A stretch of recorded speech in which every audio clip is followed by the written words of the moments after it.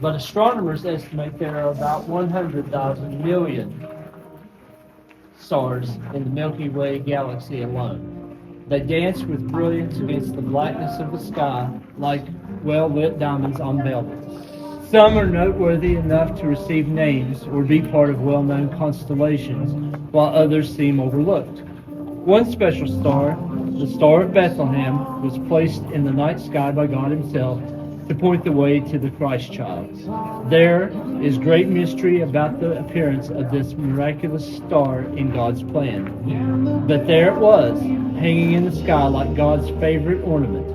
It was not to be worshipped, but it directed them to the object of our true worship, Jesus. For we have seen His star in the east, and are come to worship Him. Matthew 2:2. That was the wise man talking.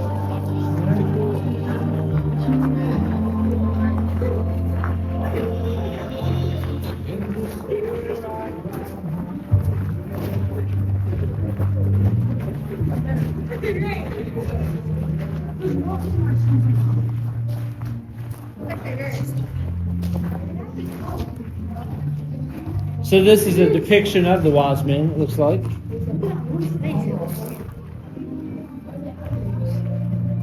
The search. Who were the Magi? That was another name for the wise men. While there are many things unknown about these wise men, it is understood that they were intentionally looking for the sign of this miraculous star. Why were they searching the skies for the Star of Bethlehem? According to the Bible, a wise man and a master in astrology, Daniel, was believed to instruct others of the Hebrew teaching about a coming Messiah. One of the prophecies of the Messiah was the sign of a star in the heavens. Years later, the Magi were diligently studying and searching for the sign that the Messiah had come. Just as they were looking for Him, for Jesus, we also need to seek Him. When you find what you are looking for, it is always worth the trip. Matthew 2:10. When they saw the star, they rejoiced with exceeding great joy. So what's the name for Jesus in this one? Magi is the three wise men. Messiah. But Messiah is the name for Jesus here.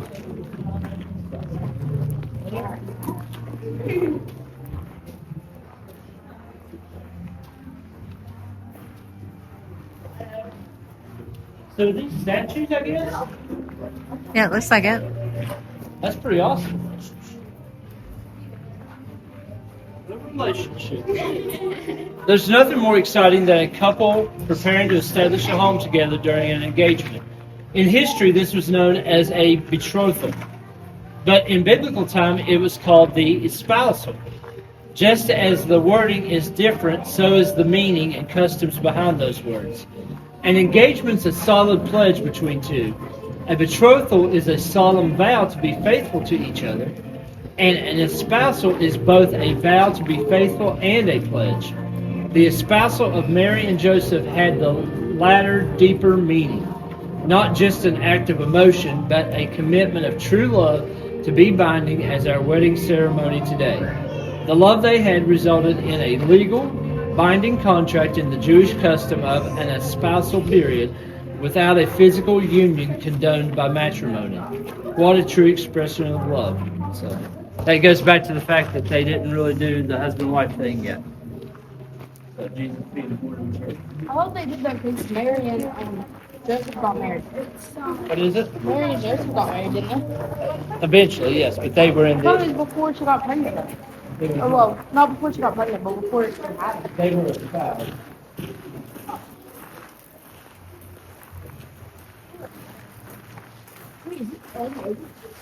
Oh, it was in the book. I'm going to know it. We know it came out of the Come on, this way. Come on,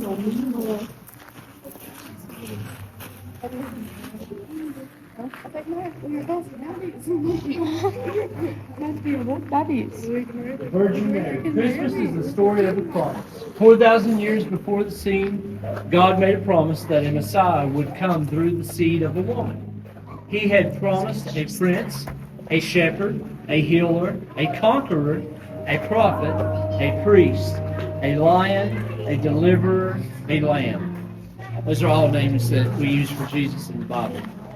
He promised peace without limits, freedom without borders, and life without end. As foretold, God's miraculous plan is fulfilled that his birth would take place through a virgin.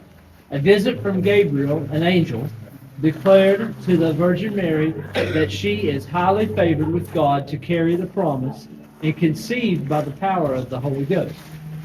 Luke 1:3 says, "And behold, thou shalt conceive in thy womb and bring forth a son, and shalt call his name Jesus."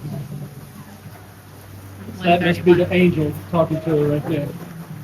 Luke 1:31. Yes, I always said Luke Said 1:3.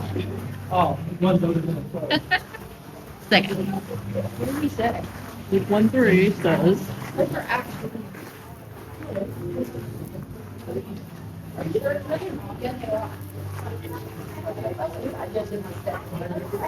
"This is really pretty, isn't it?" Okay. I had no idea it was this long. That'd be so I should know my camera.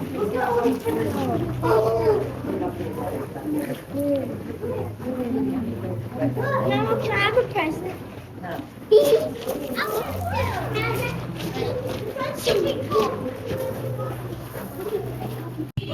Okay, good. The leap of faith. In biblical times, royalty often had a person to go before their arrival to declare that the king was on his way. These individuals were known as a forerunner. The angel told Mary that her cousin was 6 months pregnant. Another miracle, since Elizabeth was old and beyond the years of conceiving, when Mary travels quickly to share with her the unbelievable news, an amazing thing takes place. The babe in Elizabeth's womb leaps when Mary greets her. It was no wonder the baby reacted in such a powerful way. He was John the Baptist, the forerunner of Jesus Christ. Even as a babe in the womb, he demonstrated joy to the world, for the Lord is come, with a leap of faith. Luke 1:37 says, "For with God nothing shall be impossible."